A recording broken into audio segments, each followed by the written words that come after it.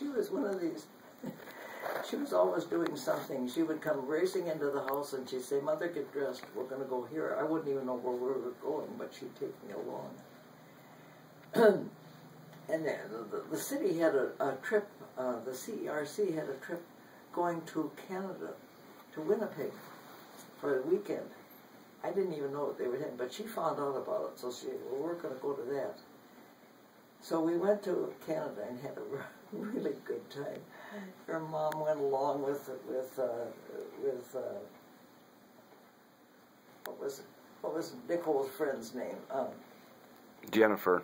Jennifer's wife, mother went with us, and Patsy and I, and you know, it was the first time, as long as I was, all those years I was Patsy out in California, it was the first time, and just did my heart good, she was able to pull out her credit card and buy anything she wanted to buy. Up until the boys were gone, she wasn't responsible for them. I can remember we'd go shopping and she would look at something, but, well, I better not get it now. I know what she was thinking. The boys need something. That's what she did her whole life, was for her boys. And in that time, and she was a shopper too. She liked to shop and she liked to buy if she had money. But that just did my heart good to just see her buy anything she wanted to buy. Well, anyway, that was the last trip we took together. Was to Canada. That was a fun trip, and that was in the fall. And the first part of December,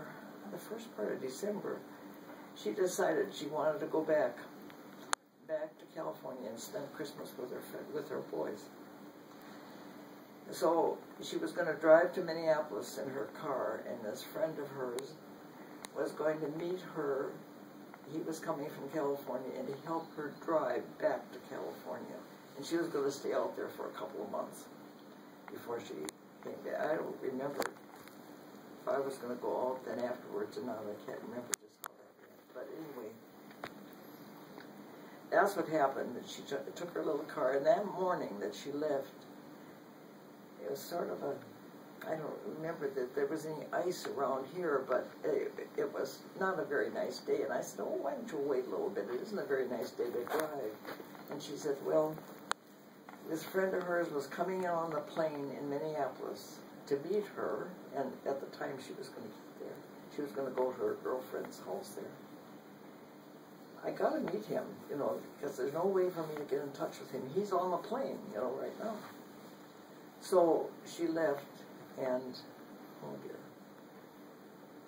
And then she got out of Grand Rapids and hit black ice. Then they called me.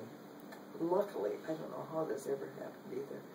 Luckily, she had already made out on her computer her name cards, her name and the Big Falls address, along with the California address that she has. So they had if she hadn't had that, I don't know how we would have found out what happened, because she had a California car. She had just her California address, you know, but I don't know how they would have found out. But anyway, I got the phone call, and that she had been killed instantly.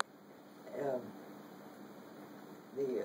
a truck, a big pickup, was coming the other direction toward her and could not stop on the ice at all. And she must have been in the center of the road or something.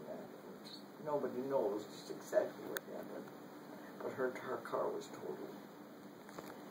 So that was as long as she was able to stay in Big Falls with us. But you just have those things happen in life, and there is nothing you can do about it. You just have to keep on going.